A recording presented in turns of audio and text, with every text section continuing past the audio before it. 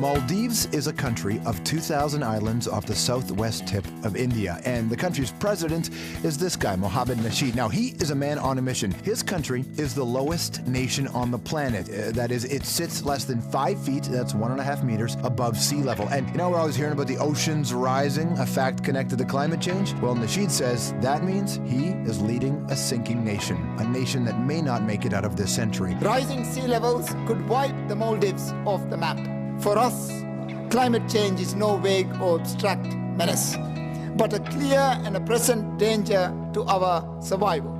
Of course, he wasn't always in charge. In the 90s, Nasheed led a pro-democracy movement against the country's 30-year dictatorship, and he paid the price. 12 arrests, 6 years in jail, 18 months of that in solitary confinement. Amnesty International declared him a prisoner of conscience. Now, his detractors call him an opportunist who hogs the limelight, but now the people call him president. Nasheed is the subject of a new film called The Island President. It's about his rise to power and how he plans to save his people from disappearing under the sea. It won't be any good to have democracy if we don't have a country. Everything is worse than we originally thought. It's got much, much worse. Please welcome President Mohamed Nasheed. Nice to see you, sir. Nice to meet you. How are you? Thank you very much. Thank you. Have a seat. You are in a, you know, anybody who takes over the leadership of a country often faces big challenges. Trying to end and reform a country are big challenges, but then to face the reality of the fact that your country is sinking, that's completely unbelievable. That's almost in science fiction. Well, climate change is real, especially to the Maldives. We are already experiencing the challenges of it. And who is the leader of the Maldives has to be aware of it. And we will have to give our best shot at it and see how we may be able to find a situation where we can also live. Yes, it is a challenge. Are you scared of what's happening? I am scared, and I'm really quite sad also because, you know, by the time my children get married and when they want to start a life, I think the challenges would be fairly high, and it's going to be very difficult for them. Are you worried that Maldives will just be a memory for them? And that the entire country is going to have to leave? I don't want to go there, and I don't want to think along these lines. And I will work as much as I can so that we may be able to live and we may be able to survive. But we all know that there are many nations that have vanished, and we only have them as a memory. The people can relocate themselves, but people ask me, where would the butterflies go? Where would the sounds go? And the colors go? I don't think there can be another Maldives in the middle of anywhere else. So we just have to make sure that we have to work as much as we can. There's a scene in this film where what I like about it is that through most of this film, it's you and your team, and there's people working really hard together. And then there's this moment where you go on your own, and you go against their wishes, and tension really builds. And when you watch this film back, you'll see the things they say about your actions when you're off doing what you're doing. And I wondered if maybe sometimes that you're the same zeal that you had to topple dictatorships and to build this might sort of cloud your vision in terms of being able to work together with these people, because you went on your own. And it was really to compromise, and it felt like a really difficult position. I think that is something that I've always done, and I think that is something that I will always have to do. There must be times that when you have to decide that, yes, this is what everyone else is thinking, but what is possible and what we can actually realistically achieve has to be understood and thought out, and you have to go. Very often I think I have done that, not only now. Most of the times I've been fairly fortunate that it hasn't really ruined everything. But one of these days it is going to ruin everything. I should be mindful of that also, but I think I should be mindful of what my inner self is telling me as well. as much as I should be mindful as with what everyone else is telling me. You've been slightly removed from what happened in Copenhagen now. How would you sum up the events, the results, or lack thereof? I thought a number of leaders came together. They were not able to deliver what the people actually wanted. But because all of them sat together in conference, and because a number of understandings were reached, although there is no legally binding agreement, but I think there is a politically binding agreement. There is a coming together of minds and understanding that we have a problem and we have to solve it and we have to attend to it. Was that too late then? It's too late. So, well, it's too late for us. We won't be around. So, we have a window of opportunity of about 7 years. Yeah.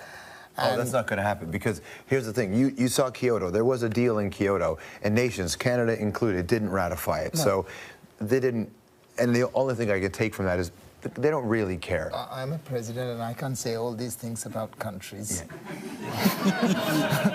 But you did say something in the film I need to ask you about. Well, they didn't edit it, did they? No, they didn't. And neither are we. Well, I haven't seen the film, and I really hope that there is, it's decent.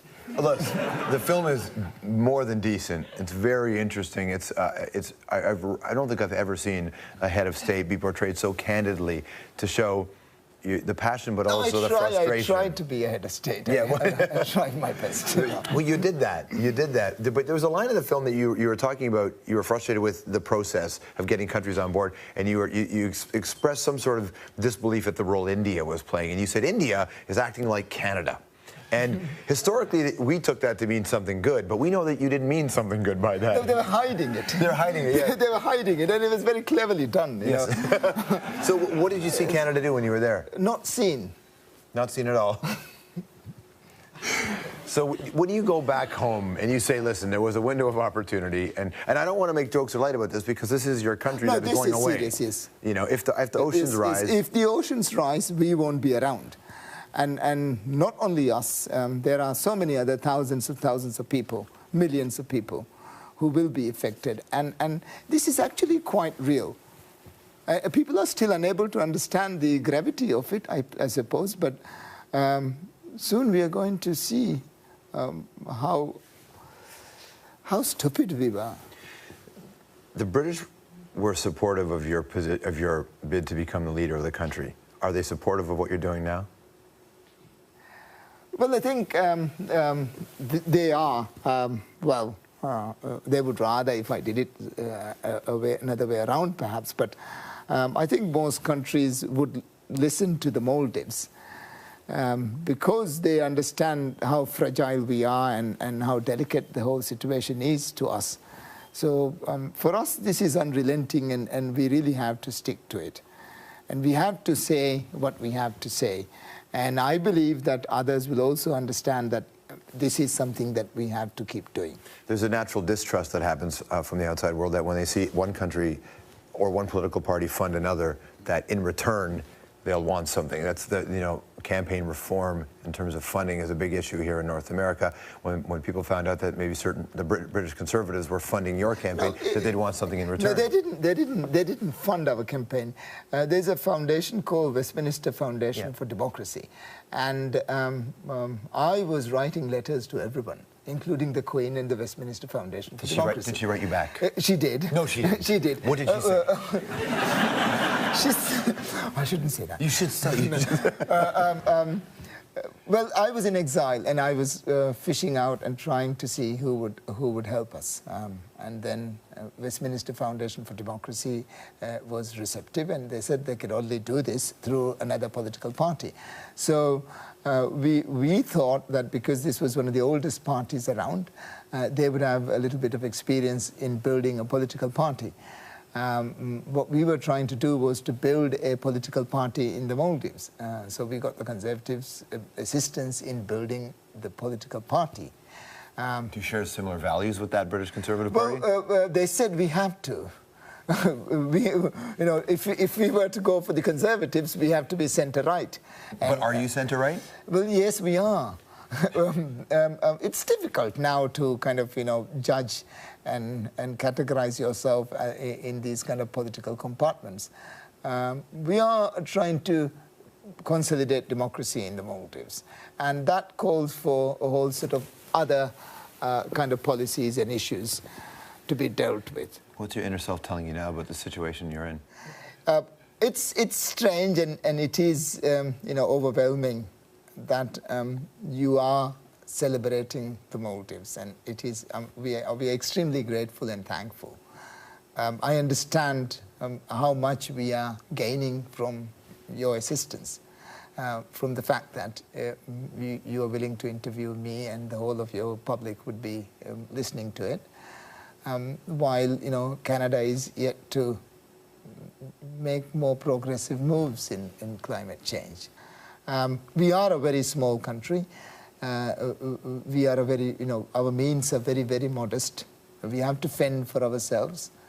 And we can't spend millions and millions of dollars on publicity as much as the oil companies can. Right. So we'll have to try and see how we may be able to get the message across. Is that why you decided to do a film? Because a lot of people say that that's money that goes into PR. I didn't do the film. I didn't decide to do a film, and I didn't pay for a film at all. I didn't know that there was this huge film coming up. You didn't? I didn't know at all. Did people not tell you that there's all these cameras? There's always cameras around, but you'd never think that they would cut it out to make a film out of it. I wouldn't think that that's what you're doing now. But they did tell me, and there were always pieces of papers that they bring to you to sign, and you of course keep on signing. Do you read what you're signing? Well, you do sometimes, but I didn't actually. I honestly didn't think it was cut out to. Joan was doing that. He traveled along with me, which was fine, and I thought an extra pair of eyes to see what was happening, and perhaps I can have a chat with him later on to see what was happening on these islands, and he would also have snaps and pictures and movies of what was happening, so I can perhaps have a look. I didn't think that it was coming all the way to Toronto as a film. So I haven't seen it yet. Oh boy, you're in for a treat. It's a great film. It's interesting. I hope it's not so embarrassing. No, it's actually not embarrassing. You know what's really unique is that you do something that most leaders don't do, is you allow yourself to be vulnerable. And everybody is vulnerable, but you're not afraid to show it. And I find that to be an interesting choice. Silly. It's strong, because if you're not vulnerable, then we don't think you're real. And when politicians aren't vulnerable, we know they're not real. So is it a conscious choice to just be open about this, because the situation's so dark? Whatever I say in this regard, I am a politician, but I don't want to be anything else that I am not. And if people don't like me for this, I could just leave and go. Yeah. I don't have a problem with that. If they want me to do the things that I'm doing in the manner that I'm doing, as the person who I am, I'll do it. Otherwise, I'll just sit and read again. It's good to see you. Thank you for your time. Thank you. Real pleasure. The movie is called Island President. President Mohamed Nasheed. We'll be right back. Thank you so much. Thank you very much. Connected to climate change? Well, Nasheed says that means he is leading a sinking nation, a nation that may not make it out of this century. Rising sea levels could wipe the Maldives off the map. For us, climate change is no vague or abstract menace, but a clear and a present danger to our survival. Of course, he wasn't always in charge. In the 90s, Nasheed... You are in anybody who takes over the leadership of a country often faces big challenges. Trying to end and reform a country are big challenges, but then to face the reality of the fact that your country is sinking, that's completely unbelievable. That's almost in science fiction.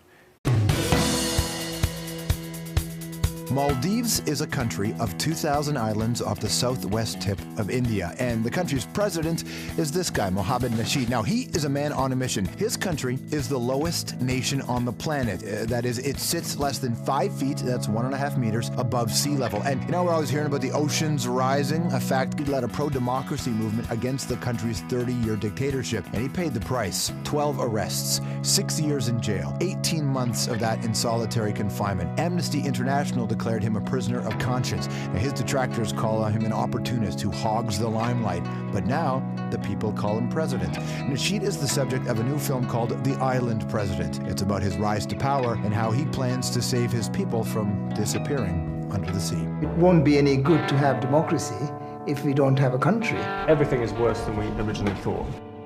It's got much, much worse. Please welcome President Mohamed Nasheed. Nice to see you, sir. Nice to meet you. How are you? Thank you.